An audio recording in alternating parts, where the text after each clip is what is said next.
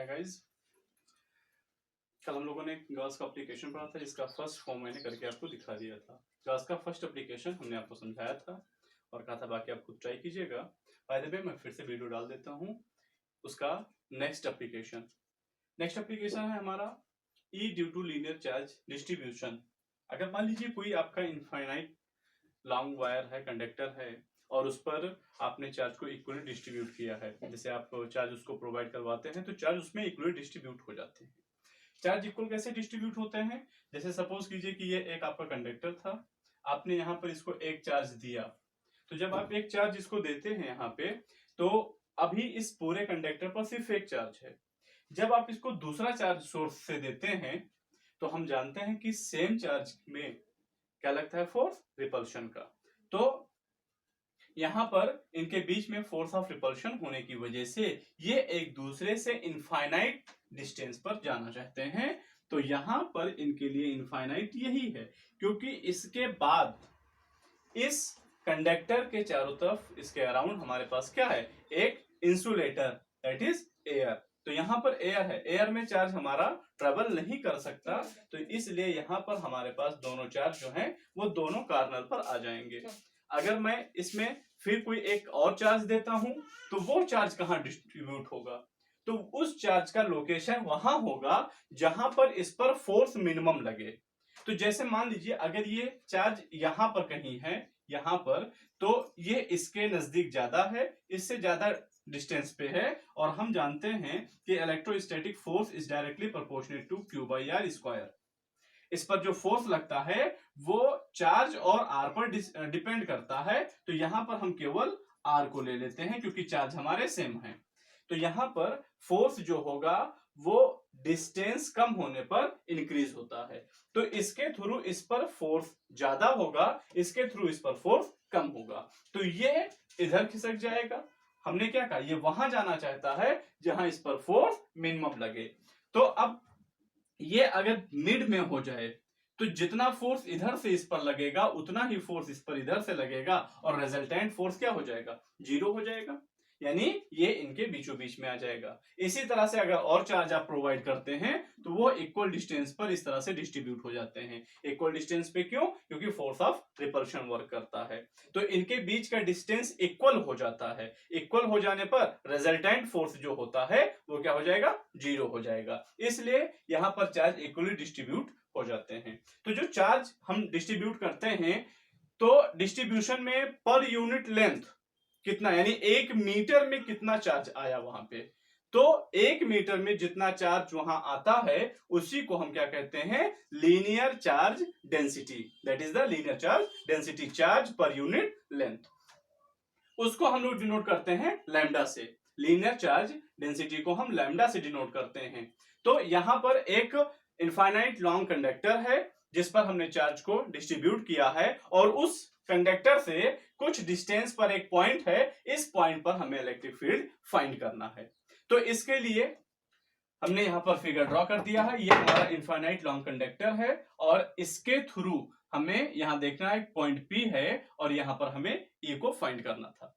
तो इसके लिए हमने वही चीज लिख दिया है, लैंग्वेज में हम लोगों ने लिख लिया है, P is a point at the normal. यहां पर देखिए ये इससे परपेंडिकुलर डिस्टेंस पे है इसलिए इसको नॉर्मल कहा जाता है, normal distance from the charge long conductor linear charge density of lambda, यानी ये जो हमारा लीनियर हमारा कंडक्टर है उस पर जो डेंसिटी है वो लैम्डा है। तो हमने इसके एप्लीकेशन के मैंने 4 स्टेप आपको बताए थे और उस चारों स्टेप को फिर से हम लोग फॉलो करते हैं। पहला स्टेप हमारा क्या था, गॉसियन सरफेस का इमेजिनेशन करना। तो यहां पर हमने सबसे पहले एक सिलेंड्रिकल, क्योंकि अगर हम स्क्वायर या स्फेयर लेते यहां पर तो ई और थीटा सेम नहीं होते, जैसा कि मैंने कल करके आपको बताया था, उसी तरह से आप इसको ट्राई कर लीजिएगा, ठीक है। तो आप देखेंगे कि स्क्वायर, क्यूबिकल, इन सब में अगर आप लेते हैं क्यूब, क्यूबिकल और स्फेयर में, तो आपके हर पॉइंट पर ए और थीटा की वैल्यू सेम नहीं हो पाएगी। तो इसलिए हम लोगों ने यहां पर सिलेंडर लिया, और सिलेंडर में कितने सरफेस होते हैं, 3 सरफेस होते हैं, एक कर्व्ड सरफेस और 2 प्लेन सरफेस होते हैं। तो मेरा टोटल सरफेस जो है गॉसियन सरफेस वो 3 पार्ट में बटा हुआ है। तो सबसे पहले हमने क्या किया, फर्स्ट हमारा जो स्टेप था उसको कंप्लीट किया और हमने कंसीडर किया क्या, एक गॉसियन सरफेस को। We consider a Gaussian surface in the form in the shape of the coaxial.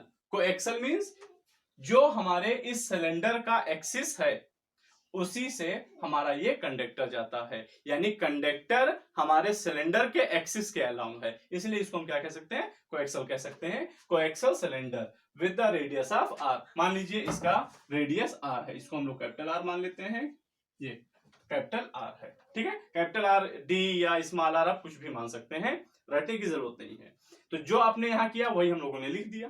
तो जब हमने यहां देखा तो अब यहां हम देखें तो हमारा जो इलेक्ट्रिक फील्ड है, तो इलेक्ट्रिक फील्ड पॉजिटिव चार्ज के थ्रू बाहर की ओर होता है। तो इसमें इलेक्ट्रिक फील्ड इस डायरेक्शन में, इस डायरेक्शन में, इस तरह से बाहर की ओर होंगे, ऐसे सामने से भी होंगे। जैसे ये हमारा आप देख रहे हैं, ये सामने से देखिए, इस कैप में ये इस तरह से बने हुए हैं ना, ये ठीक है स्पोक। तो जिस तरह से ये स्पोक ऐसे चारों तरफ हैं, ऐसे ही अब इसको समझिए, जैसे एक कंब भी आता है सर्कुलर शेप में, तो उसके टीथ जो होते हैं वो ऐसे चारों तरफ निकले हुए होते हैं।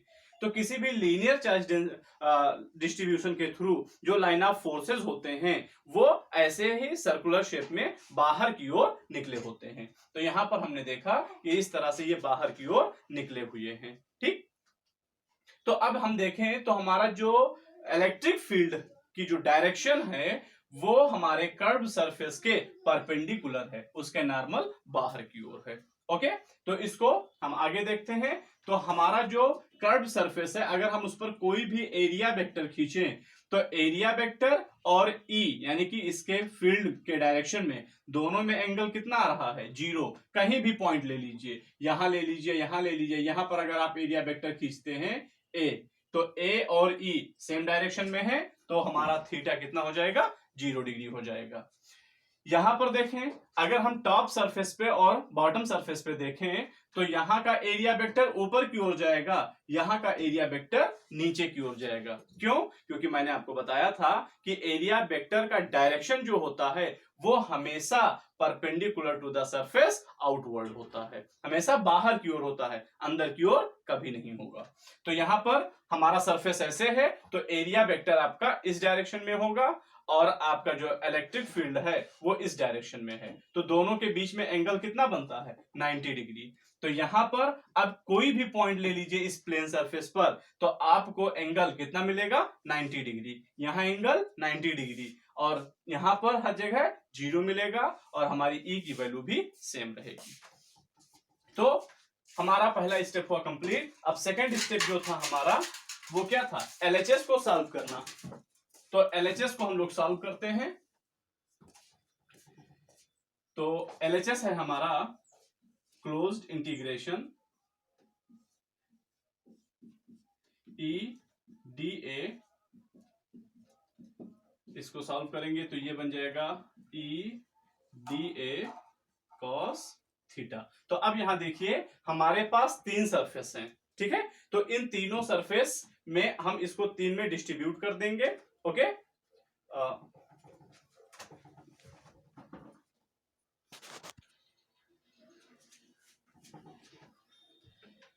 ई डी ए कॉस थीटा। यहां पर देखते हैं हमारे सिलेंडर में 3 सरफेस हैं, कर्व सरफेस, प्लेन, प्लेन, तो 2 प्लेन सरफेस हैं। ओके, तो हमारा जो ये होगा इसको हम बांट देंगे 3 पार्ट में।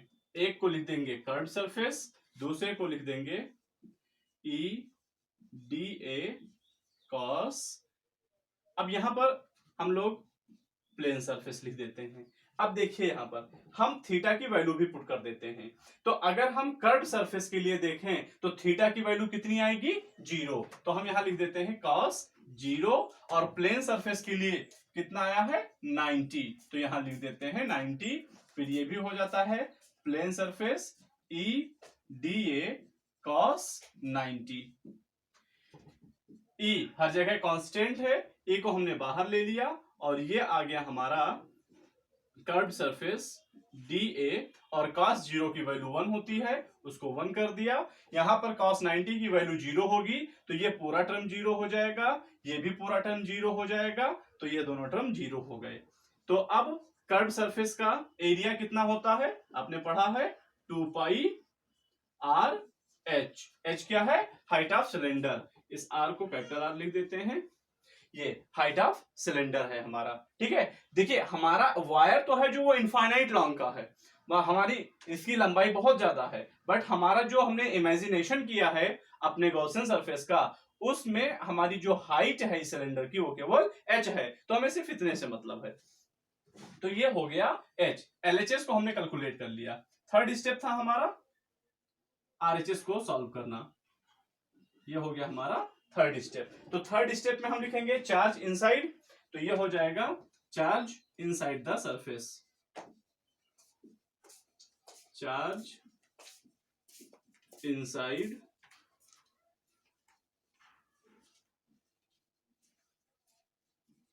The surface. तो चार्ज कितना है? देखिए यहां पर हमने बताया कि चार्ज डिस्ट्रीब्यूटेड है पूरा ऊपर से नीचे तक, और 1 मीटर में कितना चार्ज है? लैम्डा है। 1 मीटर में कितना चार्ज है? लैम्डा।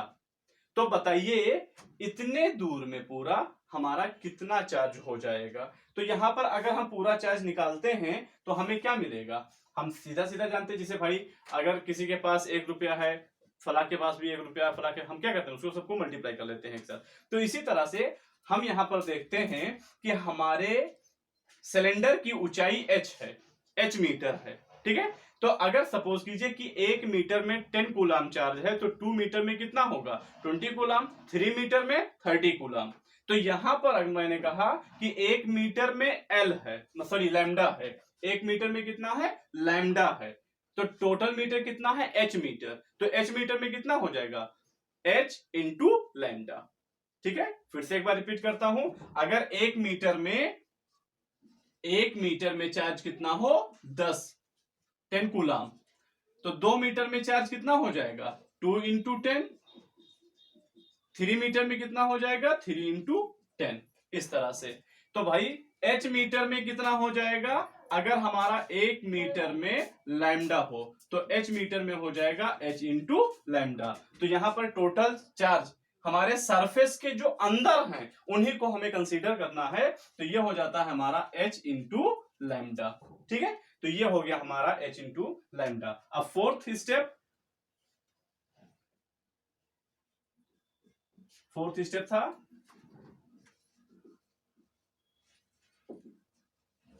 Applying Gauss theorem.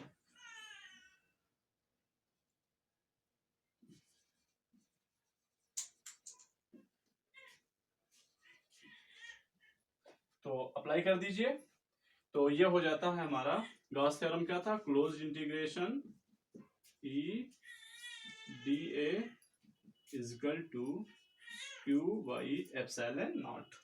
इसकी वैल्यू LHS की वैल्यू कितनी आई है?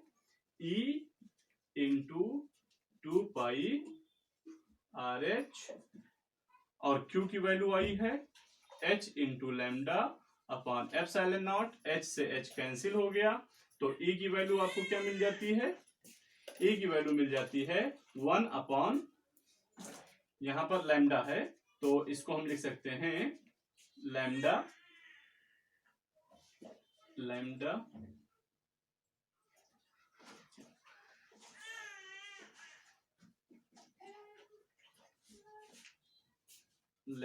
Upon 2 pi r epsilon naught. थोड़ा सा इसको अरेंज कीजिए तो ये आपको मिल जाएगा E इजकल टू 1 अपॉन, हम 2 से अगर ऊपर नीचे मल्टीप्लाई कर देते हैं तो हमारे इक्वेशन में कोई फर्क नहीं पड़ेगा, और ये हो जाएगा 2 2 जा 4 एफ पाई एप्सिलॉन नॉट और 2 लैम्डा बाई आर। ये हो गया हमारा E का वैल्यू। तो इस तरह से गाइज आप आगे भी कैलकुलेट कर सकते हैं। इसके आगे जो भी होगा आप उसको कोशिश कीजिए, आपसे भी होगा। अगर इसमें कोई प्रॉब्लम आई होगी, नहीं समझ में आया होगा तो आप पूछ लीजिएगा, मैं यहाँ समझा देता हूं। जैसे हम अगर इसको सेपरेट करते, अगर हम इसको मान लीजिए ऐसे सेपरेट करते तो ये हमारा क्या बनता? ये हमारा बनता 1 upon 2 pi epsilon naught lambda by r. जबकि हम जानते हैं 1/4πε0 हमारा एक कांस्टेंट है जिसकी वैल्यू 9 × 10⁹ होती है। तो इसको कांस्टेंट बनाने के लिए हम लोगों ने यहां से 2 से मल्टीप्लाई कर दिया, तो ये 4 हो गया। तो नीचे करेंगे तो ऊपर दिक्कत आ जाएगी, इसलिए ऊपर नीचे दोनों जगह हमने मल्टीप्लाई कर दिया। तो ये हमारा कांस्टेंट हो गया, इसकी वैल्यू 9.8 × 10⁹ हो गई और ये 2λ/r हो गया। ओके गाइस, तो ये हुआ आपका फिनिश। और इसके आगे आप भी कर लीजिएगा, जो भी होगा कोई प्रॉब्लम आएगी उसको कमेंट करके आप बताइएगा।